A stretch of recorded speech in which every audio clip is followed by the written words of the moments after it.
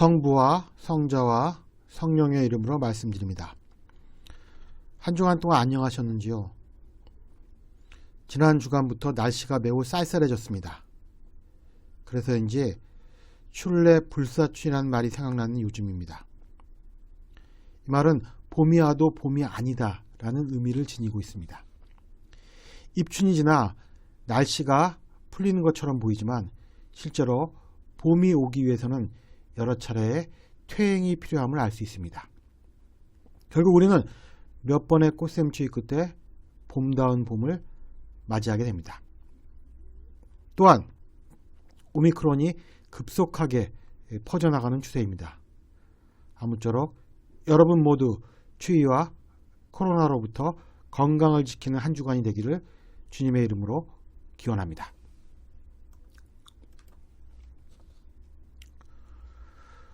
오늘 누가복음에서 예수님은 황금률에 대해 말씀하십니다. 황금률은 영어로 골든 룰로서 다른 사람이 내게 해주길 바라는 행위를 남에게 먼저 행하는 윤리 원칙을 말합니다. 많은 종교나 철학에서 이런 행동 준칙을 가르치는 이유는 겪어보니 인간이라는 존재가 이러한 준칙을 실천하기에 적합하지 않은 존재라는 깨달음이 있었기 때문이 아닐까 합니다. 그렇다고 해서 인간을 홉스의 말처럼 만인의 투쟁 상태로 놓아줄 수도 없었을 것입니다. 인간의 본래적인 죄성에서 비롯되는 이기심은 타인을 해치면서도 기필코 자신의 욕망을 채우는 극단의 질주도 불사하기 때문입니다. 그래서 남이 너에게 대하는 만큼 너도 남에게 대해주어라 라는 인간 본성에 충실하겠다는 법이 바로 동태복수법이었던 것입니다. 남이 너에게 한 만큼 너도 그만큼 갚아줘라. 내가 당한 것만큼 갚아준다라는 것은 분명히 인간의 정의감을 충족시켜주는 면이 있습니다. 복수를 통한 정의 구현의 문화가 생명력이 강한 까닭은 그것이 사실 인간의 본성에 적합하기 때문입니다. 그리고 이러한 솔직하고 담백한 인간성의 발현을 최초로 법으로 제정한 것이 3700년 전 바빌로니아의 함무라비 법전이었습니다. 총 282조의 이 법전은 제196조에서 눈에는 눈을, 197조에서 뼈에는 뼈를, 200조에서는 이에는 이를 법적 정의로 규정하고 있는 것입니다. 예를 들어 목수가 집을 잘못 지어 지붕이 내려앉아 집주인의 아들이 깔려 죽을 경우 공정한 보상 방법은 목수의 아들을 죽이는 것입니다. 만약 집주인의 부인이 죽게 되면 목수의 부인을 죽여야 합니다. 그런데 동태복수법이 지니고 있는 딜레마는 끊임없는 복수의 악순환을 야기할 수 있다는 점입니다. 최악의 경우는 서로가 아무도 남지 않을 때까지 이 악순환이 계속될 수도 있습니다. 이번 대통령 선거의 가장 큰 화두 중에 하나도 결국 따져보면 동태복수입니다. 적폐청산이라는 대의 명분 아래 두 사람의 전직 대통령을 감옥에 보낸 현 정부에 대해 야당의 후보는 이번 정권의 비리에 대해 현 정부가 행했던 방식의 적폐청산을 행할 것임을 천명했습니다. 일종의 동태복수법의 발동인 것입니다. 그러자 발끈한 현 정부의 대통령과 청와대 그리고 여당 후보가 이것을 정치보복이라고 규정하여 강력한 공세를 취하고 있는 것입니다. 그리고 야당 후보의 발언이 적폐청산인가 아니면 정치보복인가를 묻는 여론조사도 거의 같은 비율로 팽팽하게 답이 나와서 우열을 가늠할 수 없는 지경입니다.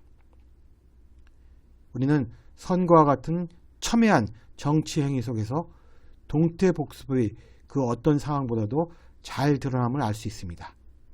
정말 이에는 이, 눈에는 눈, 뼈에는 뼈가 바로 정치의 현장인 것입니다. 어쩌면 우리는 정치라는 행위를 통해서 상대방을 짓밟아버리고 싶은 동태복수법에 어울리는 우리의 본성을 합법적으로 표현하고 있는 건지도 모릅니다.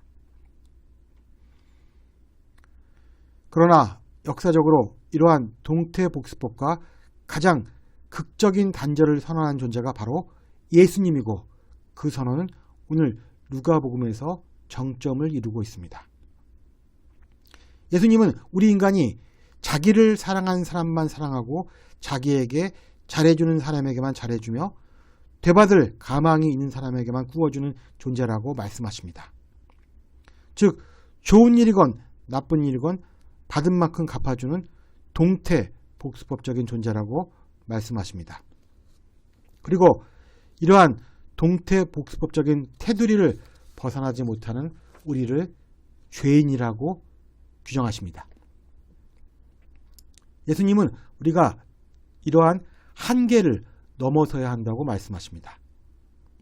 마치 이것이 철벽처럼 우리를 막고 있을지라도 하나님은 우리에게 이것을 넘어설 수 있는 능력을 주셨다고 말씀하십니다.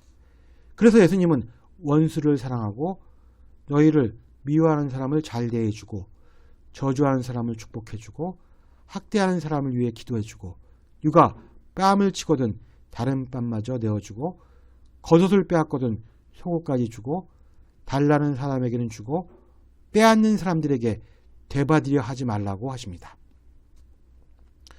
원수는 자기나 집안에 해를 입혀 원한이 맺히게 되는 사람이나 집단을 의미합니다.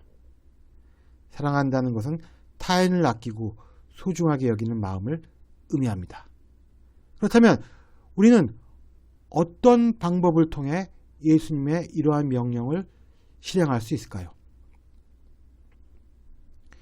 해를 끼친 자를 아끼고 소중하게 여기라는 이 말씀은 당한 대로 갚아주는 우리의 본성으로 가능한 것이 결코 아닙니다. 따라서 예수님의 이 말씀은 우리의 힘이 아니라 하나님을 믿는 믿음으로 이것을 가능하게 하라는 명령인 것입니다. 즉 우리 안에서 우리가 주님의 성령과 일치를 이룰 때만 일어난 기적인 것입니다. 선한 응대, 축복, 기도, 자비 등 나머지도 마찬가지입니다. 우리가 주님의 성령과 우리 내면에서 일치를 이룰 때에만 일어날 수 있는 기적인 것입니다.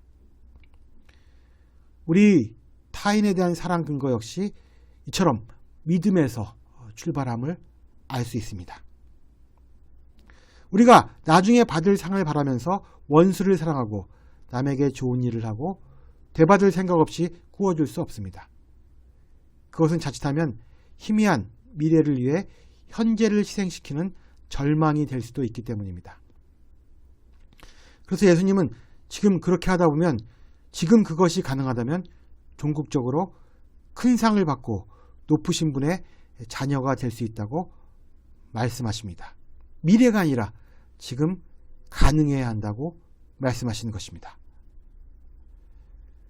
지금 가능한 것은 이미 하느님의 나라가 지금 여기 내 안에서 이루어졌기에 하느님 나라는 나중에라도 낯선 곳이 아니라는 말씀입니다. 그래서 예수님은 요한복음 11장에서 이렇게 말씀하고 계십니다. 나를 믿는 자는 죽더라도 살겠고 또 살아서 믿는 사람은 영원히 죽지 않을 것이다.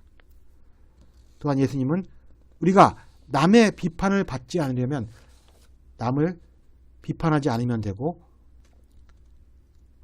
우리가 단죄를 받지 않으려면 남을 단죄하지 않으면 된다고 하십니다. 이어 예수님은 우리가 용서받으려면 남을 용서하면 되고 우리가 받으려면 남에게 주면 되고 우리가 남에게서 바라는 대로 남에게 해주면 된다고 하십니다. 예수님의 이 말씀에는 모든 사물은 연결되어 있고 거기에는 인과율이 작용한다는 말을 떠올리게 합니다. 모든 것이 연결되어 있어서 나의 행위가 결국 나에게 돌아오고야 만다는 주님의 섭리를 깨닫는 것이 중요합니다. 이것 역시 우리와 하여금 받은 만큼 갚아주고 싶은 그런 동태복수법의 수렁에서 우리를 구해주는 해법이 아닐까 하는 생각을 해보게 됩니다. 이렇게 생각하면 어떨까요? 내가 타인에 대해 악행을 한다면 그 악행은 돌고 돌아 결국 내 자신이나 내가 사랑하는 가족에게 돌아갈 것이다. 우리가 우리 자신을 하나님의 성전으로 만들고 또한 세상의 모든 것들은 연결되어 있다는 믿음을 가진다면 황금률은 우리에게 좀 더 친숙한 규칙으로 변할 것입니다. 성부와 성자와 성령의 이름으로 말씀드렸습니다. 아멘.